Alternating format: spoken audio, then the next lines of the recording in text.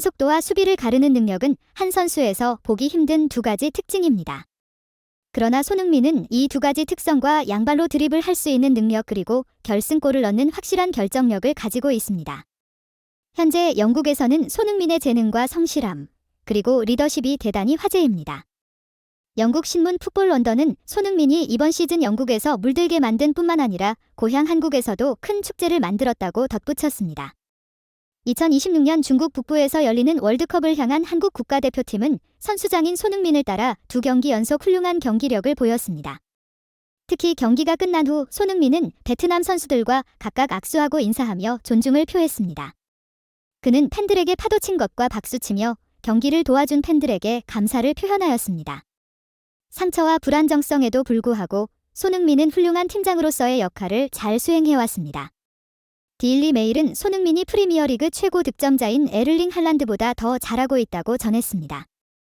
8라운드 경기 후 맨체스터 시티의 할란드는 8골로 최고 득점자이지만 뉴캐슬의 알렉산더 이삭과 손흥민이 각각 6골을 넣으며 두 번째 자리를 차지하였습니다. 이 결과를 바탕으로 많은 전문가들과 코치들은 손흥민이 실제로는 할란드보다 더 잘하고 있다고 추측했습니다. 특히 리버풀의 유르겐 클롭 감독이 손흥민을 지지하고 칭찬했습니다. 클롭 감독은 지역 언론과의 인터뷰에서 현재의 손흥민이 비교할 수 없는 수준에 이르렀다고 칭찬하며 그에게 이딴 칭찬을 보냈습니다. 사람들이 이 문제에 왜 집중하는지 궁금해하는 것에 대한 원인은 무엇일까요? 한때 축구는 개인의 탁월한 능력이 결정적임이 인정되며 그러한 나라의 우수한 선수가 팀 전체를 구축하거나 구원할 수 있었습니다. 그러나 현대 축구에서는 얼마나 뛰어난 능력을 가지고 있더라도 혼자 빛나기만 하면 아무런 도움이 될 수 없습니다. 과거와는 달리 현재 축구에서는 팀과 함께 잘할 수 없다면 노력이 전혀 허사가 됩니다. 또한 젊은 신인 선수들은 뛰어난 팀원과 강대팀에서 지원을 받으면 빠르게 성장할 수 있습니다.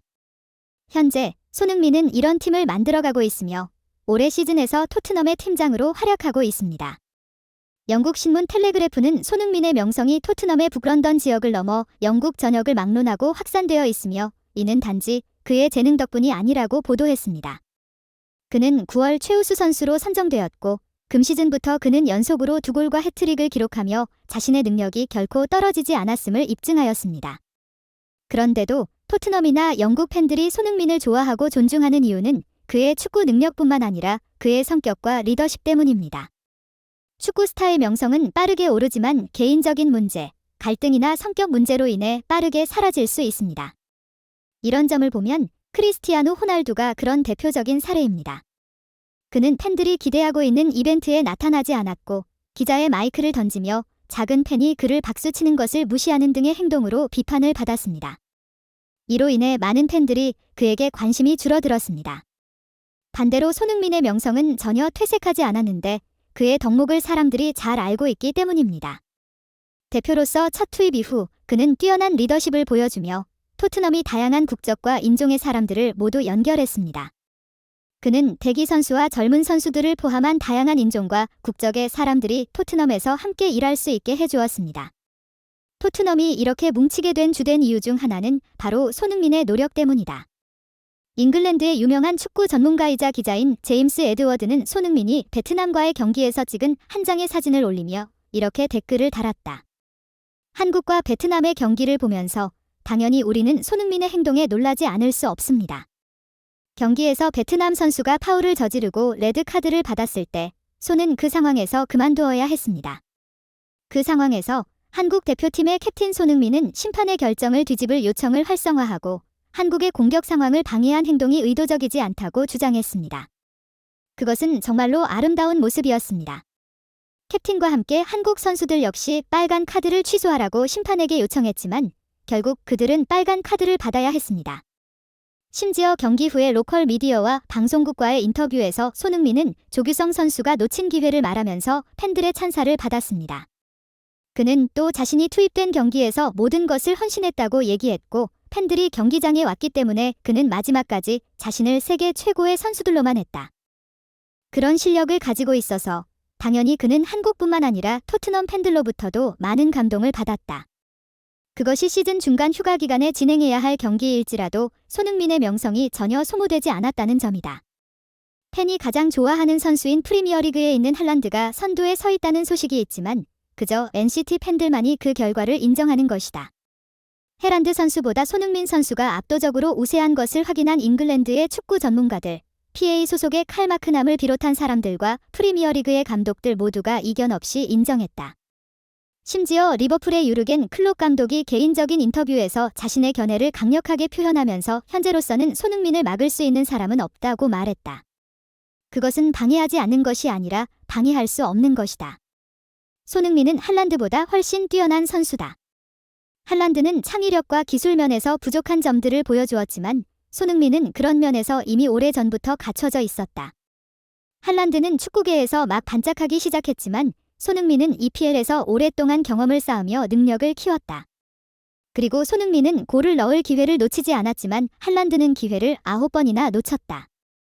또한 손흥민은 골을 넣게 될 기회를 3번이나 창출했는데 이는 할란드와 비교할 때 결정력에서 확연한 차이를 보여주는 것이다. 가장 큰 차이점은 손흥민의 심리적 능력과 위치를 잡아나가는 타이밍 선정 능력이 탁월하다는 것이다.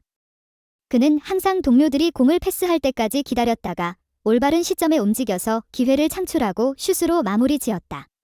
이 스킬은 할란드가 아직 부족한 점이고 그의 성격이 너무 성급하면 이런 스킬을 발전시키기가 어렵다. 정말로 손흥민에 대한 칭찬을 하려면 하루가 면 충분하지 않다.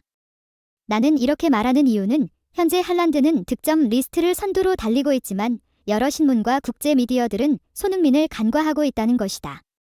나는 그들이 두 선수의 플레이 스타일을 분석하고 비교하는 시간을 가져보기를 원한다. 토트넘의 전문 기자인 찰리 에클리는 최근에 한 경기에서 토트넘이 1대2로 패한 것을 목격한 후에 지금까지의 클롭 감독이 한 번 더 언급되었다.